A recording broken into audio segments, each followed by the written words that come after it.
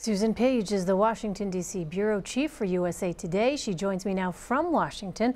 So, Susan, what do you expect from President Trump's first UN General Assembly? Well, of course, a big speech on Tuesday. That's the sort of address that presidents often use to lay out their diplomatic view of the world. We'll be hearing, I think, about President Trump's America First approach to diplomacy, and two big issues on the table. One, of course, North Korea. We just heard the UN ambassador Nikki Haley talking about that. The other, Iran. The president faces a big decision, a deadline on October 15th about whether to recertify that Iran is living up to the diplomatic deal on its nuclear program that was released. The president has talked very critically of that deal during the campaign and since then. And so there's a lot of concern on many people's part around the world about whether he might refuse to recertify that deal and end it. That would be a very big decision indeed. Well, we heard U.S. Ambassador to the United Nations, Nikki Haley, say the UN is running out of options when it comes to North Korea.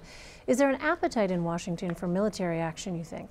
Well, there's much more rhetoric about military action in North Korea from this administration than from previous ones. Previous presidents have all said they have a military option when it comes to North Korea.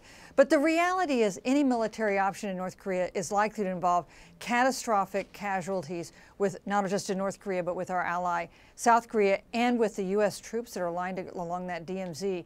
So while they talk about military action, and you certainly heard a very bellicose tone from our UN ambassador, the administration realizes how very costly that would be. Well, on the domestic front, Susan, there are questions around President Trump's relationship with his own party. He sided with Democrats on the debt ceiling. Now he's talking to them on immigration.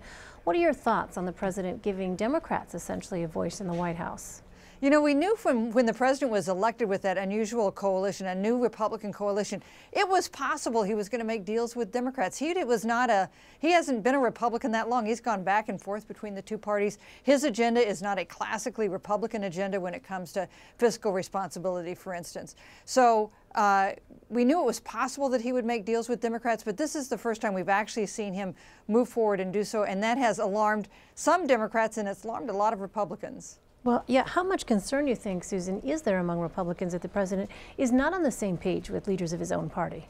You know, when you talk to congressional leaders about some of their uncertainties about President Trump, they always said, hey, this is an opportunity for us to get our agenda signed into law, because while they control all of Congress, of course, with President Obama in the White House, they didn't have a friendly partner there.